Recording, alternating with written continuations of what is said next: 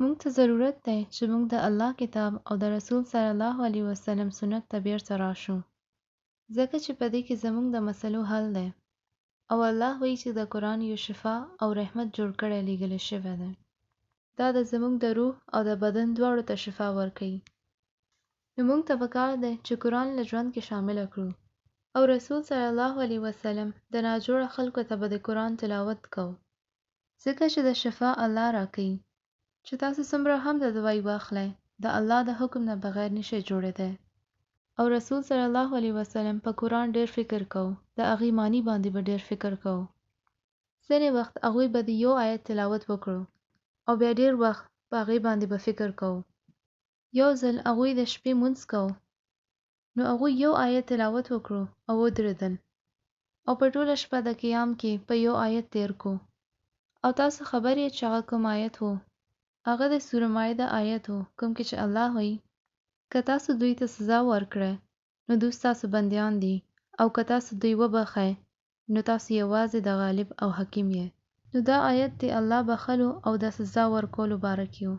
نو نبی صلی الله علیه وسلم ته دا آیت دومره اهم و چې ورباندې ټوله شپه تیره کړه. نو موږ ته ډېر ضرورت دی چې موږ هم د قرآن باندې فکر وکړو.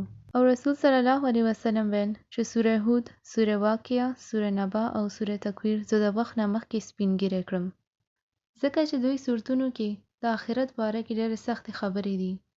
او که تاسو ته 4 سورتونه ولولئ او تاسو باندې خوف را نشي، نو مطلب چې ستاسو ایمان ډېر کمزوری دی. نو هغوی ویل چې د 4 سورتونو د وجه زه مخ نه مخکې سپینږیره شوم.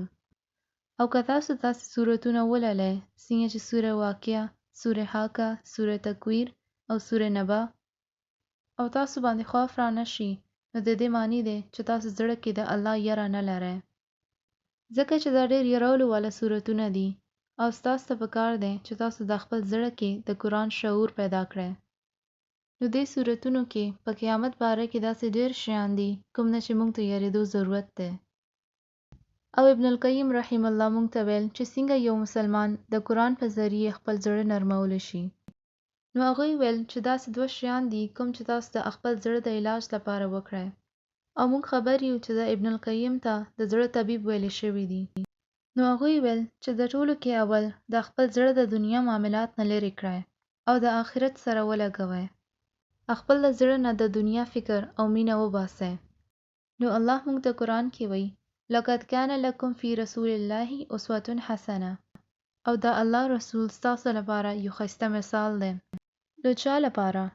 لمن کان یرجو الله والیوم الاخره وذکر الله کثیرا، هغې لپاره کوم چې د الله سره امید او د آخرت باندې ایمان لري.